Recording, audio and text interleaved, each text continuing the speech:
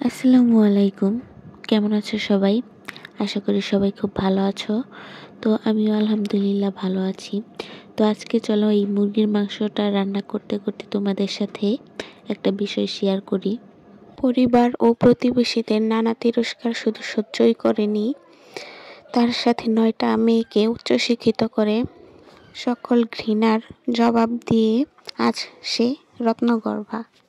একটি ছেলে সন্তানের প্রত্যাশায় 9টি সন্তান নেয় হাজেরা বেগম, কিন্তু তার 9টি সন্তানই হলো মেয়ে।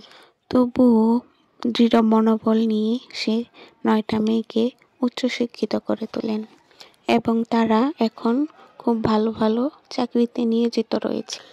যারা এক সময় তাকে তিরস্কার করত, আজ তারা হাজেরা বেগমের প্রশংসায় পঞ্চমুখ। এখন সবাই বলে তার মতো সুখী মানুষ কেউ নেই। 9 মেয়েকে সফল মানুষ হিসেবে গড়ে তোলায় সরকার হাজেরা বেগমকে বেগম রোকেয়া পুরস্কারে ভূষিত করেন। হাজেরা বেগমের স্বামী ছিলেন একজন স্কুলের প্রধান শিক্ষক। 9 মেয়েকে উচ্চশিক্ষিত করে মানুষের মতো মানুষ করার ক্ষেত্রে তার স্ত্রীকে সকল প্রকার সহযোগিতা করে। আশেপাশের মানুষ যখন তার স্ত্রীকে নানাভাবে তিরস্কার করেছেন, তখন সে তার স্ত্রীকে ভালোবেসে নাম দিয়েছিল অপরাজিতা এবং 9 মেয়েকে ভালোবেসে সে তাদের বাড়ির নাম রেখেছিল নবরত্ন। তার এই দৃঢ় সংগ্রামের কারণে তার মেয়ের জামাইরাও তার প্রশংসায় পঞ্চমুখ।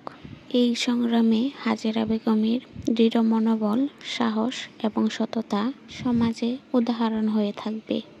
আমার মতে আজ এই 9 মেয়ের জায়গায় যদি 9 ছেলে থাকতো, তাহলে আজ সে সুখের হাসি হাসতে পারত না।